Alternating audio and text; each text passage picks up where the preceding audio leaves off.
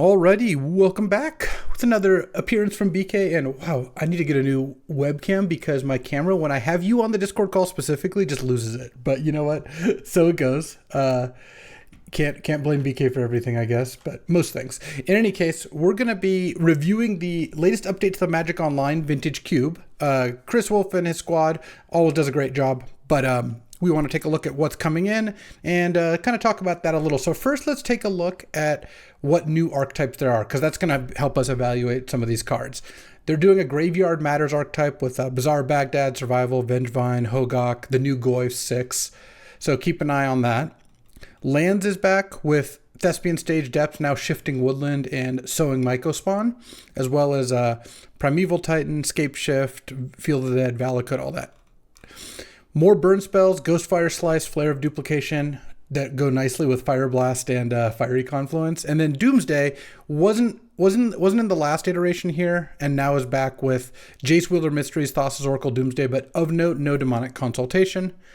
And then leaving, I know you're going to be sad here, Dream Halls is going, the Prowess stuff is going, so like Prophetic Memory, which we had a pretty good time with, Swift Spear, Slick Shot, all that. And then the outdated Green Ramp stuff is going, which I'm a big fan of. So let's take a look at the new cards here. So we've got a Johnny. I think that one is already pretty clear. It's just a good card. Like, we've played with this one in our cube, and it's been awesome. So this just looks like a Vintage Cube staple. Finally, Eagles of the North. I really advocated for this one heavily in like the Cube Change discussion Discord with Chris, and it's like, yeah, you know, I think Eagles really does deserve a spot. Like, it's just a powerful ability to land cycle for 1 mana, to plane cycle for 1 mana. Yeah, you get why they cut it, because it definitely is like a bit of a step down from the other ones in the cycle. It's not very exciting to reanimate, not Or as cast. exciting to hard cast, but it's still dope when it comes up, and it's nice to just have all 5 there. Yeah. Ocelot Pride is a new one. So I haven't actually added this to my cube, though I intend to. Calling it the White Ragavan seems like a little bit of a stretch, but I still think it is probably pretty good. If I play against Sandy Dog and he's on the play and plays this on turn 1, I feel like I'm probably going to lose that game. Yeah, one of the things I really like about Ocelot Pride is there's this big dream that you get where you get to, if you have the City's Blessing, you get to copy all the tokens you put into play, and that could be things like treasures and clues, but it could also just be creatures that you might have put into play, you know, copy something with Reflection of the Mirror Breaker, and you get to get a permanent copy with Ocelot Pride. So there's a lot of sweet stuff you can do with it in addition to just being like a really solid 1-drop. Turn 1, Ocelot Pride. Turn 2, Tamiyo meets the Scroll Keepers.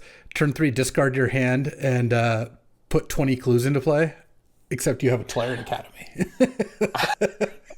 I don't think Tamiyo meets the Story Circle is in, but I believe it. I believe we could make that happen if we wanted to. Felia Exuberant Shepherd is a pretty nice one. This one is also played out quite well. I had a nice Flicker deck with this, Satya, Flicker Wisp, and it was just like going pretty crazy already. So doesn't need much special help. Now, here's an interesting one. White Orchid Phantom. So this is a white 2/2 flying first strike, and it Field of Ruins them when you play it. So the idea here is to like blow up Academy or Cradle. I guess what the lands archetype in, maybe just you can go after an early Thespian Stage or something like that. It feels a little underpowered, but yeah, man, if you're heavy white, if you have 11 or 12 white sources, and you're aggressive, you probably put this in your deck. Yeah, they added bounce lands back, so that's a pretty nasty one to do. Yeah. And you play against a domain deck, it just will be kind of effective sometimes, and it's you kill their Raugrin Triome or something, they might not be able to get a good basic. Bounce lands, putting bounce lands in while also putting a bunch of punishers in is kind of funny, because this and the Mycospawn. Dress Down, I've always thought this one just should be in. Like, Dress Down just plays in such a cool way. I don't know, there's a lot of weird stuff. I know you hate it, but I think it's neat. Yeah, my big objection to Dress Down is just the fact that it just leads me to spending a lot of time while I'm playing Cube, Googling in another window what will happen, how does Dress Down interact with this card. Oh, I just play it as it lies. I just run it. Just raw dogging over there. Gush is also a nice one if for the Oracle combo. I am skeptical that you really play this outside of it. I've not really found success putting Fast Bond and Gush in the same deck, for example, in like a blue-green Storm style deck, but every now and then maybe it'll happen. They added one of my favorite combos back with it. We'll get to Dryady Leasing Grove. Oh yeah, Makes yeah. all your lands islands. There we Have go. fun. And then Jace Wielder Mysteries is just a critical part of the Thassa's Oracle kill, just as like a backup plan. Tamio, this one's also been quite strong. I mean, this is the blue Ragavan. When your opponent plays, it's not quite the same amount of pressure, but when your opponent plays a turn 1 Tamio, I feel like you do feel like if you don't have a way to kill it, they're just going to get a bunch of clues, and at some point flip it, and it does some good stuff too. And you can flip it on turn 2 with like a Brainstorm or any other draw 2. It does some cool stuff. I think Tamio is going to stay in the cube for quite a while. Yeah, it's been highly impactful in constructed formats, and in Vintage Cube, we're going to be even better at taking advantage of the fact that it's making artifact tokens. Yeah. Just as a note with Tamio joining, I would like to see Flame of Anor get some run in the cube at some point. There's plenty of wizards around. Oh, yeah, that could be fun. Thassa's Oracle, support Doomsday, pretty uncontroversial. Barrowgoyf, we like this one in our review. I put it in our cube. It's been great. I even had Barrowgoyf plus Pyrogoyf at one point, and that's just disgusting. So I think Barrowgoyf just completely justifies itself, and it even has some like a little bit of Goyf combos running around. Yeah, I'd be curious to see how this plays. Like they mentioned earlier, like we're bringing back these Graveyard Matters cards because we're adding these Tarmogoyfs, and if you think about where you've seen Tarmogoyfs show up in constructed formats, it's usually not as much with weird graveyard combos like Survival of the Fittest. It's way more with just like good, efficient cards that can go to your graveyard quickly. But, maybe there'll be a sweet deck that we can pull off with it that involves like really turboing our graveyard. We'll see. Yeah, I mean, this is a good graveyard enabler as well. Bazaar of Baghdad is pretty important for the Madness graveyard deck. And then every now and then you could play it in like kind of reanimator decks or a lands deck if you're going really hard. I've seen Badlands or a Bazaar rather be actually decent there. Bloodghast is actually one of the stronger cards that hasn't really ever found a home in Cube, because a creature that comes back out of your graveyard with no mana cost is pretty strong. And this, all you have to do is play a land. You don't have to do anything else. But it really does need like profitable ways to discard and sacrifice it before it starts really getting use. Hogak is a great reason for Bloodghast. Bazaar is a great reason for Bloodghast. So look, if this archetype comes together well, I'll be pretty happy with all those cards. My experience last time this was in the Magic Online Cube is like it didn't really work, but maybe there's enough new cards or enough support that it does. Because I think it's a fun archetype if you can get a new kind of mid-rangey green, black, red sort of Madness graveyard discard thing going. We'll just see if that works. But if it does, Bloodghast presumably is going to be one of the better cards in it. The card that I think is missing, that if you wanted to bring back like Bloodghast and Citrus Supplier, is they didn't add Flare of Malice, the new sacrifice card from MH3. That's kind of the card that you see those cards get played with all the time in Constructed. So maybe we'll get to see it at some point, but it's not here right now. Fair enough. Oh, I've been loving the Crabomination too. This card is great just to cast, great to reanimate, great to turbo out with like a Pentad Prism or some other artifact. Just an all-star card overall. It's got a bit of like, coin flippiness to it in terms of it hits randomly a card out of your hand, graveyard, and top of deck. But I still think it's a pretty fun one, and hitting an Emrakul or Natali with this is pretty good times. Yeah, it's an odd one in that usually the emerge cost is on most designs is less than what it is. So just one thing to watch out for is when you are emerging it becomes 7 to emerge. But you do get reduced by the artifact value. So, there'll be some sweet things. And if you can get an artifact into play cheap, like it's very cheap to emerge off a Kappa Cannoneer. Very true. Very true. Doomsday is in. And again, that's just like to support the Doomsday theme. And I think Doomsday is a cool theme to have. Makes Cabal Ritual and Dark Ritual pretty exciting. Lets you play a really hard combo deck. Doomsday decks are like one of the most combo-y of combo decks. They're frequently do nothing but combo, and I think that is actually pretty cool because the cube has drifted away from that more than towards it over the past bunch of years. Yeah, it's pretty sweet. You can have some fun opening up your notepad file on your desktop to map out what your Doomsday pile is going to be. I just played as it lies. and then watch as you foul by putting in the wrong order. Yeah, spend all that time doing it and then mess it up. Does happen. Emperor of Bones. I've already gotten killed in such a sick way by this one. That I was playing against a Barnyard on the draft server, and at the start of the turn, they just like have a pretty bad position, and they managed to go like Emperor of Bones, bring back your Kappa Cannoneer, play Rafine, and just like out of nowhere do some pretty good stuff. This is a cool card. It's very cheap. I would play this in Reanimator. I'd play this in like red-black mid-range. I would basically just play this if I was playing black, unless I had no creatures in my deck. But the fact that it leeches off your opponent's creatures too makes it just a pretty good card, I think. This one I think is going to stick around for a while. Yeah, it's easy to miss the graveyard hate aspect of the card at first, but because it does hit their graveyards, and you can hit non-creatures as well. It's pretty cool if you can find a way to put extra counters onto it. Rafine is slightly unfortunate just because the timing means the thing will already have attacked by the time that happens. But there's a few cards, Wandering Emperor, that can just randomly Luminarch Aspirant that can get. So maybe Black-White is. It's not the most natural place because of the creatures that you're playing in Black-White, but that is one of the better color combinations to get extra counters on the Emperor. Yeah, that's pretty neat. I hadn't thought of that. Nethergoyf. So I haven't actually gotten to cast this one yet, but I'm also excited by it. Look, Tarmogoyf was in the cube for a while. It's actually back in now. I put it back in our cube just because of all the other Goyfs. I think the same is true here. But Nethergoyf is just a 1-mana Tarmogoyf. Like, that's presumably good enough a lot of the time. It only looks at your graveyard, to be fair. But getting able to escape it, just another card that just comes into play out of your graveyard, is pretty sweet.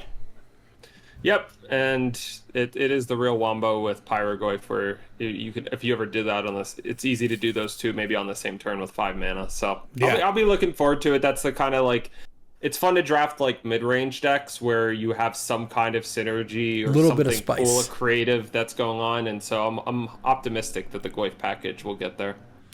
Shadowgrange Archfiend was in for quite a while in my cube, and it was mediocre, but the support of having more discard outlets and Bazaar Baghdad and stuff like that makes this card get a lot more appealing. It is a very powerful card. Madness for 3 mana and 8 life, and it eats their biggest thing, and you gain a bunch of life. Yeah, it's pretty sweet one too, just with normal reanimation spells. It's a bit of an oddball design. Like there's a lot of stuff going on here, but the fact that it kind of like plays differently by being both a reanimation target but also a madness card is kind of cool. Yeah, can tick multiple boxes. All right, so Souls of the Lost is an interesting one. That's the 2 mana Tarmogoyf, basically. It's like permanent. It's as big as the number of permanent cards in your graveyard, but you have to sack a permanent or discard a card to cast this card. So it is kind of like a graveyard enabler, like it's a discard outlet. It puts cards in your graveyard. You can sack a Bloodghast if you want. And it's going to be pretty big in the right deck. Might be like a 5/6 or a 6/7. Not the most interesting card, but I think that if that deck is good, this makes a lot of sense to support it. As does Stitcher Supplier. 1 mana, mill 3, then it dies, mill another 3. I mean, this is the kind of card which is terrible in most decks, but in the right deck can be a gem. And I like Cube having more cards like that. So I really do like going for this madness thing. I just don't know if it's going to work yet. And if it does, I think that'll be really sweet. That'll push the borders of Cube a little more. Yeah, I like when this card works. It usually is not good enough, but we'll see if maybe the new stuff gets it over the line. Likewise, Anger, when it's in your graveyard and you have a mountain, all your creatures have haste, so you can kind of like have these pop-off turns where you're like, discard Anger, reanimate this thing, attack you. Like the old Bazaar Baghdad Basking Rootwalla Wild Mongrel decks used to play Anger and Arrogant Worm and stuff like that. So it'll be kind of cool to see if Anger can kind of haste some things up. There's a pretty good one to haste up here. Anji's Ravager. This is another really good one for this deck. I mean, this is the kind of card that pays you off for playing these decks. 3 mana, 3/3, has to attack. When it attacks, you don't have a choice. You discard your hand and draw 3 cards, but it also has Madness of 2 mana. So if you can like Madness this out early, attack, discard a Root Wall and an Anger, like you're doing some things there. Yeah, I like Angie's Ravager. I hope it works. We're going to see a couple of cards here that can give it haste. That works nicely, as you mentioned, Arena of Glory, the new land from MH3, and then also Bitter Reunion coming back, and all that stuff just works really well with Angie's Ravager. This is the kind of card that can make like a Madness shell really nice because you're not so contingent on what your opening hand is. You get to see like a lot of cards and then piece together some good synergies from that. Arena of Glory is a pretty low-cost card to include if you're heavy red. It comes into play on tap as long as you have a mountain, and it taps for red. And you can exert it. You can pay a red and tap it, exert it, add 2 red, and then a creature's cast with that mana gain haste until end of turn. So I could see, my red-green opponent having this in play and you just not feeling great because when a bristlebud farmer or something hits the battlefield, you're just getting hit immediately. And you can, with enough mana, you can do the thing where you float 2 red, spend one of it on a creature, then one of it on another creature, and they both get haste. Arena of Glory has some real high upside plays to it without costing a lot. So the question is this worth a cube slot? And I think if you want to push red aggro, this seems like a decent way to do so. Yeah, the fact that it checks all mountains and not just basic mountains is pretty big, so it's not as high cost as it might look because your Stomping Grounds and Taigas and Sacred Foundries all make it still come into play untapped. Bitter Reunion's back, and a big part of this, and if you want to take a look at this article, by the way, they put kind of their reasoning for all these changes, which is awesome. I think change notes are a really cool thing. Bitter Reunion is to support the Goyfs. it supports the Goyfs. It works with the Madness theme. It just does a bunch of different things. And I think this card's close enough to being good already that you give us a little more incentive to play it. And I think it's a totally fine place to land. Yeah, we'll see if it can get over the line.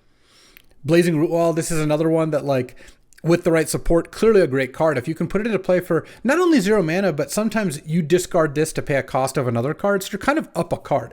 0 mana, 1/1 draw card, and you can spend a red to pump it +2/+0.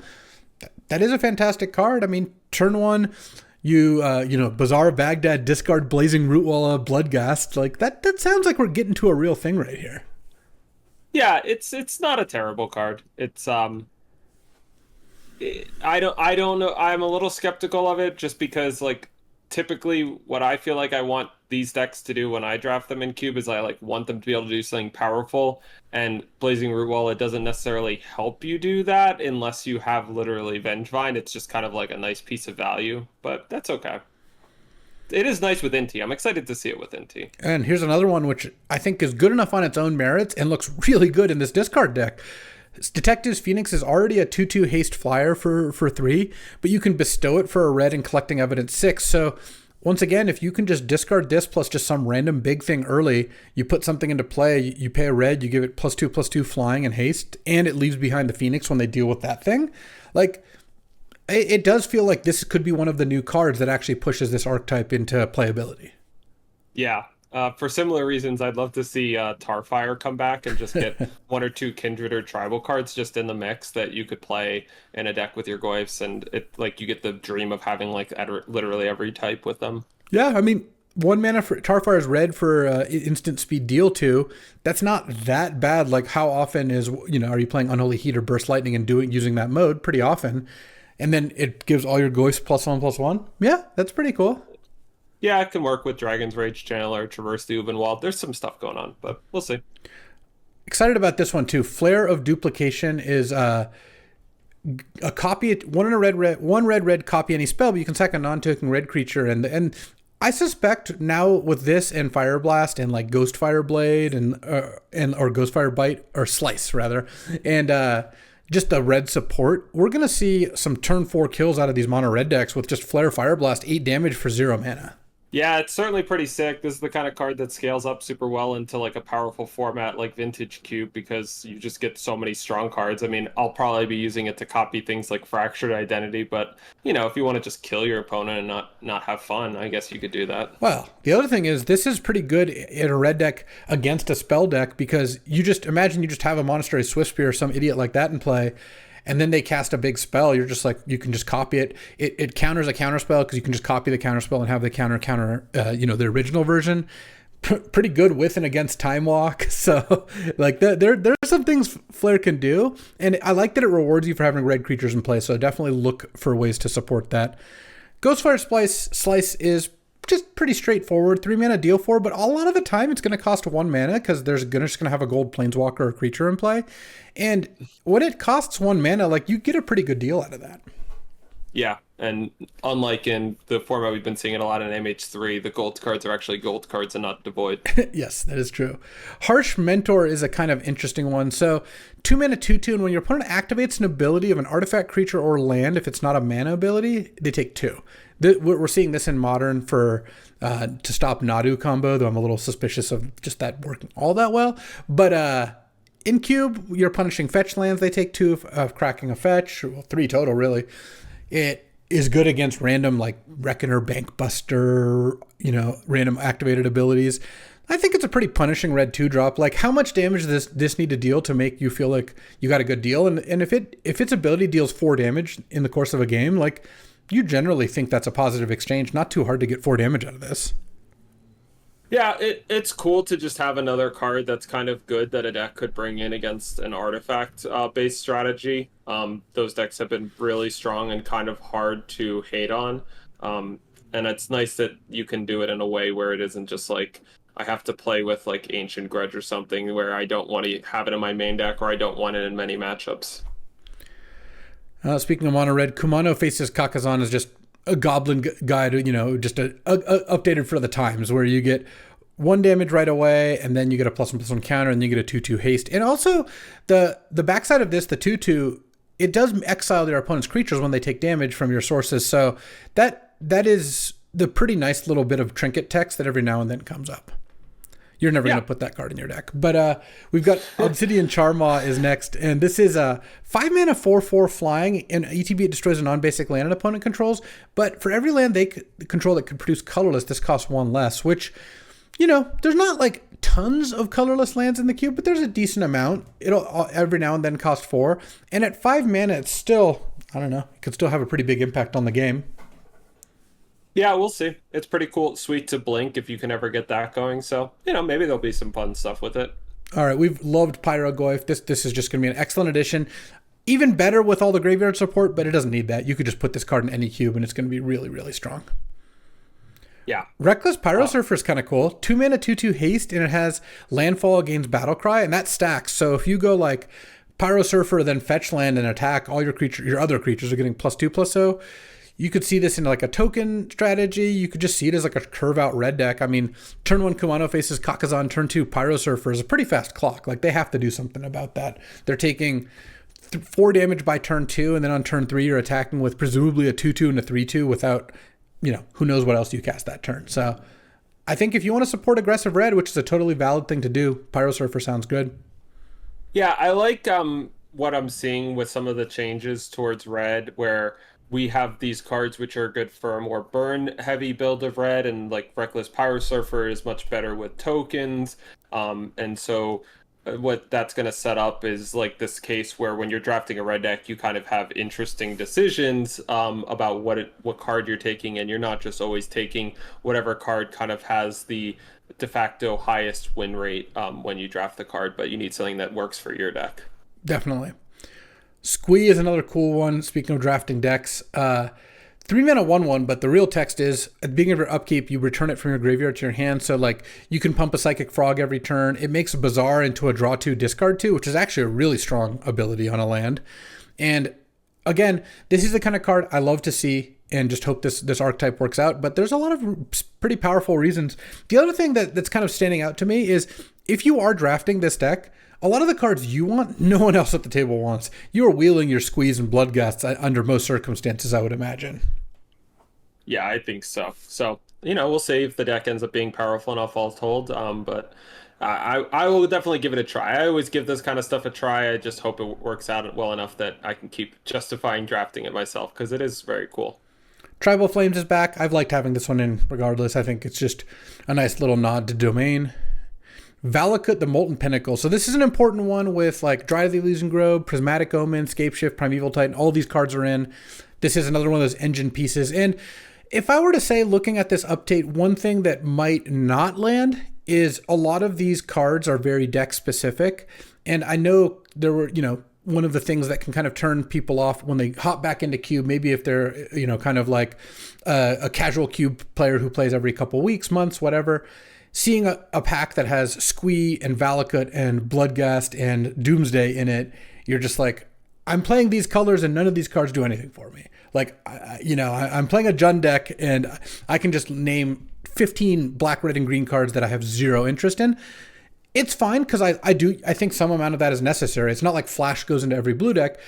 I do think that you want to make sure that percentage isn't too high and you have plenty of just like generic good cards, like, your Pyrogoyfs or whatever. Like Pyrogoyf, you're happy to see almost every red deck. So That's only one thing to look at when I look at Valakut and those kind of decks, but I like having some percentage, and I don't really know what the right mix is. We'll just kind of have to see how it plays out.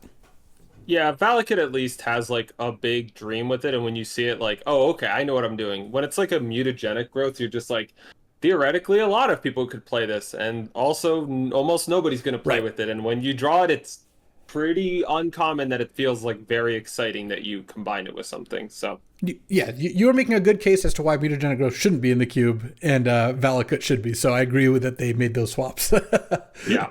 Arboreal Grazer, actually a pretty powerful way to support the lands deck. I had this in my cube a while ago when I still had all the land stuff, and ultimately I rotated the lands package out, but Arboreal Grazer is a strong card. So if there's enough incentives to go that, you do love talking about incentives. So I think Arboreal Grazer I do. fits One thing there. I like about Oreo Grazer is it just also has some nice little upside against faster aggro decks, and that is the thing that the lands decks are pretty good at beating up on like mid-range decks because of how much value they're generating from their lands. But you know they can certainly get run over while they're dicking around with their lands.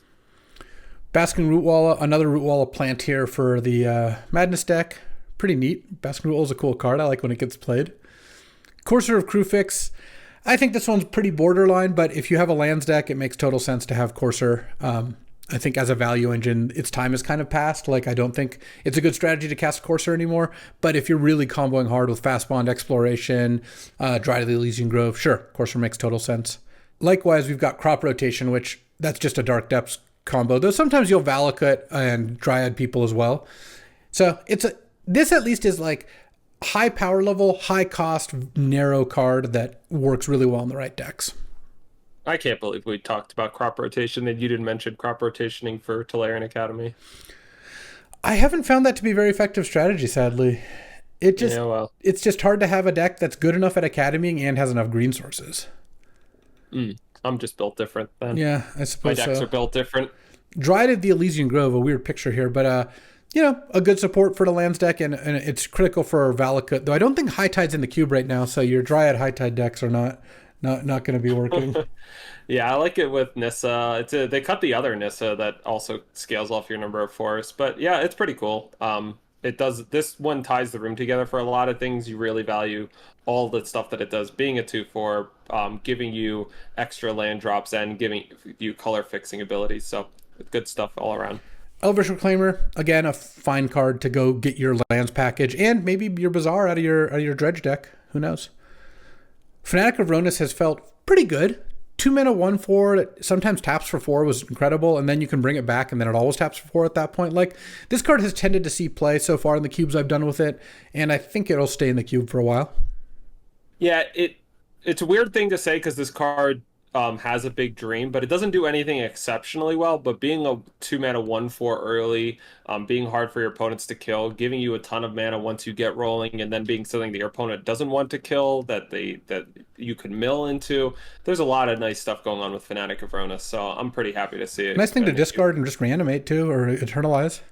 Yeah. Life from the Loam, a critical part of these decks. You can use it with Bazaar. You can use it with the lands deck. Like, these decks have some overlap. It's not a very powerful card outside of that. Like, you don't generally want to just play it. Oh, Yeah, we were like talking about this one. Yeah, the Malevolent Rumbles here. Yeah, this one actually I think is just good enough for cube. Like, I'm gonna try playing this in ours. Just you get a 0/1 that sacks for mana, and you get a pretty strong impulse. You just put in like a permanent base deck. I think this one looks really nice for lands and dredge and everything all together. Even Reanimator, maybe if you're like black green or something.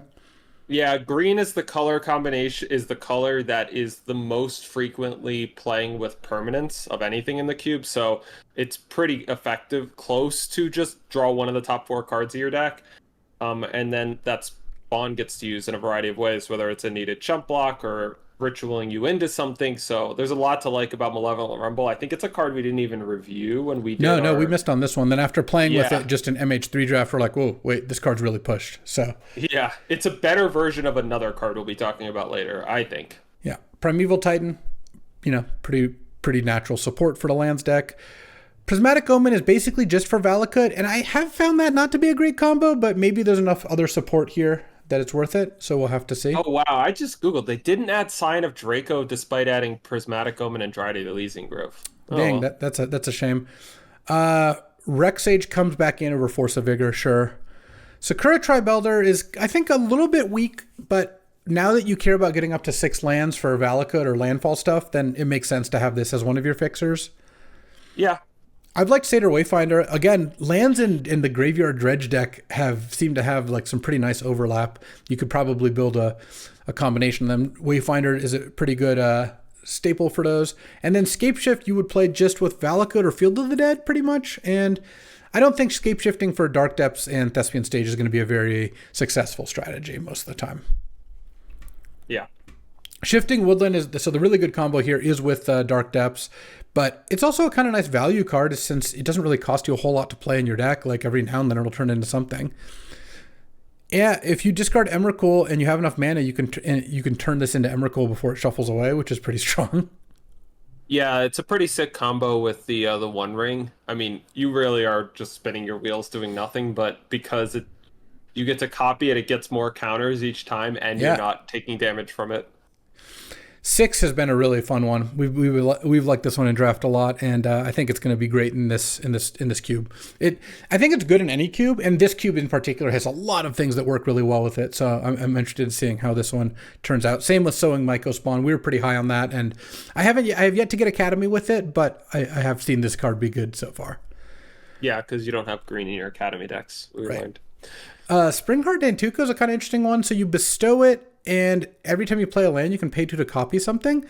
I mean, if you put this on a good ETB creature, it could go really nuts. It costs basically 4 mana the turn you play it to immediately make a copy if you have a land drop ready. Yeah, I mean, you put this on, like they say in the notes here, you put it on a Pyrogoyf, like you're kind of cooking at that point. Yeah, the 4 mana mode is great, but also there's this kind of 6 mana mode with a fetch land, and that can get really bananas. Yeah. Survival is a natural inclusion with your Squee, your Root Wallas. You can just kind of go nuts here. It's not quite good enough to put in just like a Reanimator deck that we've found, but I think now that you have Vengevine and Root Wallas and Anger and all that, you can actually do some pretty good work with Survival. Master of Death is also in, so you have like a backup Squee. And then Vengevine is one of the big payoffs for doing all this, because you get a 4/3 haste coming out of your graveyard. So Vengevine is a strong card, and if you can discard it the first time and you never end up casting it for mana, then you're in a pretty good spot. Like if your deck can reliably do that, that is strong. Yeah, it's a big dream, and I look forward to pulling it off. Some good gold cards here. Flage is awesome. Flage is just like a really strong card as kind of an Uro that does Lightning Helix instead of Explorer Gain 3. And I've always been pretty high on Uro, so I'm pretty happy with this. Plus, I think it's in colors that can kind of use that effect more. Blue-green doesn't necessarily need more late-game card draw.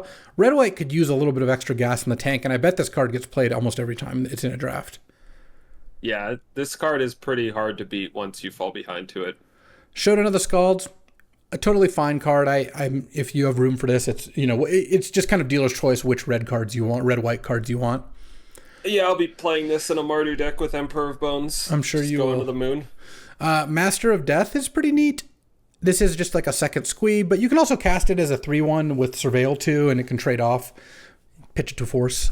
Psychic Frog, love this one. This one's been excellent. Just a huge card for mid-range, Reanimator, Madness, any of these things. It's just a really good card.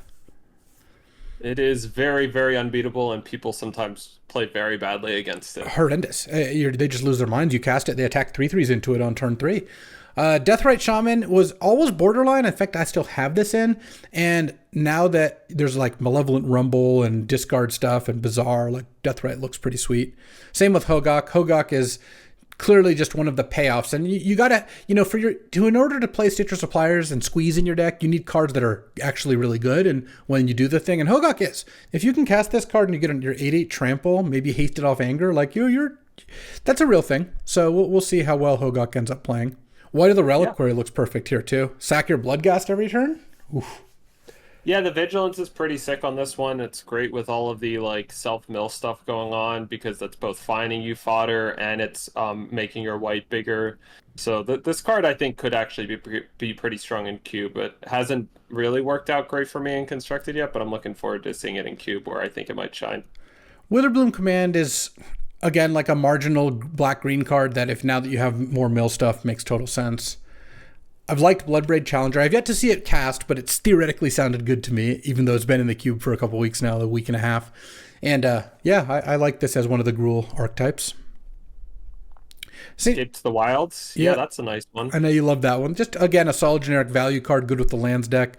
So Gruul Turf, Celestia Sanctuary, Simic Growth Chamber all got added. And I would imagine that the Golgari one did too. No, it actually looks like the Rot Farm didn't. So it's just red, green, green, white, and blue, green. So it's all the green ones except black. Interesting. Yeah. Okay. They're fine. They're good in the land stacks. If you have extra land plays, they're good. Kroxa makes sense as a card to play out of the graveyard as well. That's a great point. Yeah. Knight of the Reliquary is cool to go get your Valakut or your Field of the Dead or your Bounce Land or what have you. I've liked Bonnie Paul in a lot. So I think these gold cards have generally just been pretty good value. Like Bonnie Paul is just a good card to cast. You can reanimate it for some value.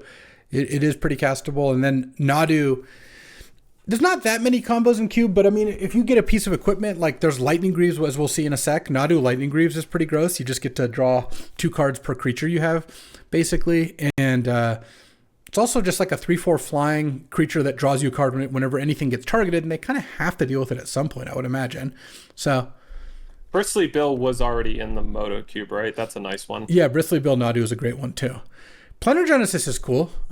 This is one of the better ramp spells. Growth Spiral, I think, hasn't been good enough, and I think this is a lot better. So I like this to support the lands theme.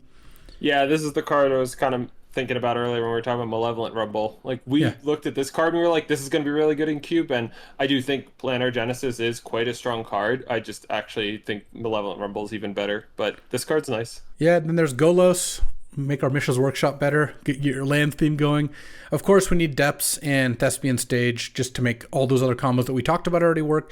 Expedition Map is a pretty borderline one, but if you're trying to support the lands thing, maybe. This I'll get an Academy with. Oh yeah, I'll play this in my Academy decks. Yeah, I am disappointed that for as many lands that they added and land tutors that we don't have Maze of Ith. Oh yeah, Maze of Ith would be great with Knight of the Reliquary. Mid-combat Maze. Field of the Dead, another one of the lands combo cards. Greaves over the lightning, the spurs, the 1-mana ones that gives +1/+0 and haste. Lava Spur Boots is interesting because I think Greaves is a little bit worse, but it is better with Nadu, so I guess that's a kind of cool trade-off. Yeah, I mean, I'm sure I'll be using it with Tinker Blightsteel on occasion as well. Porcelain Legionnaire, just I guess is mostly like a support for a red deck. Like mono red, just giving mono red another actual good 2-drop. Then Stage, and then Ulamog, the Ceaseless Hunger. So this is the 10-drop that exiles 2 permanents when you cast it. So I guess this is just I don't know, another big Eldrazi. It doesn't really seem like it does anything specific. Yeah, I don't really get why we're doing this Ulamog instead of the new one, but whatever. All right, I don't want to go through all the cuts. You can see those if you want to take a look at the article. But this looks like an interesting update. This update strays pretty far from like the last one because it's trying these new decks. But I'm curious to see how they play. Like I'm approaching them with an open mind, and if there's more fun cube decks to play, that all sounds pretty good. I like reasons to kind of vary what we take, and cards like Thespian Stage will do that. So. We'll see how it goes. As always, BK, thanks for hanging out. I appreciate your time. And everyone watching, I appreciate you hanging out with us as we kind of go over these cubes. We'll be back tomorrow with another draft, or I guess I will. BK has abandoned me. But I thought you were flying to Amsterdam. Oh, that's also true. Okay. So we'll see you then. Thanks for watching. Thanks for watching. If you enjoyed this video, make sure to hit that like and subscribe button. It helps out the channel, and you won't miss a single draft.